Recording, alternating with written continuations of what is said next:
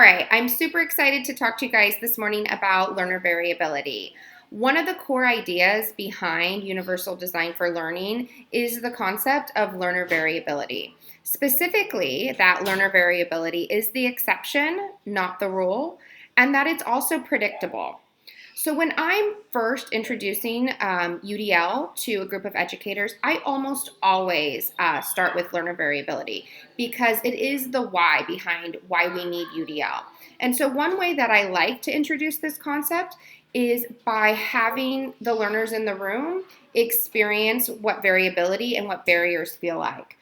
So I was recently at a CAST Institute where I was introduced to an activity based on origami.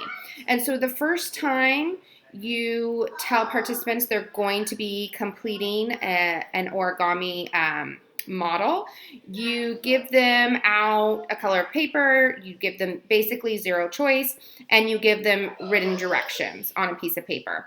And it's pretty interesting to watch the levels of frustration and also the levels of confidence that kind of come out as a direct impact of this experience. And I have found almost every time that certain people will get super frustrated and they will engage in a lot of those same behaviors that we see students who are frustrated after experiencing barriers display in the classroom setting as well. And then on the other side of the spectrum, we also see teachers who maybe that's not a barrier to be following written directions on a piece of paper.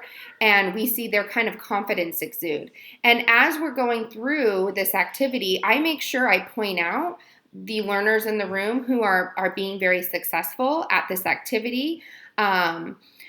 As we might point out, students in our room saying like, great job, so-and-so, I really like how your origami model is coming along. And then we also kind of see the frustration levels of others who are experiencing barriers start to rise even more.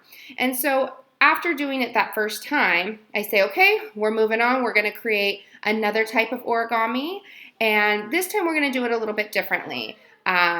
Participants get to choose the color paper they want. They get to choose which origami model they'd like to make. They also get to choose to work with a partner, work by themselves.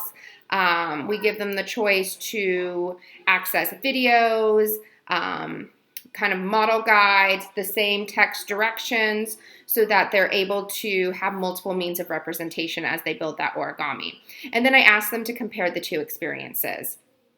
From what I found, this activity seems to be kind of an aha moment for them, and they come to realize learner variability, and they start to think about maybe some of the frustration levels that students in their classrooms might experience as well.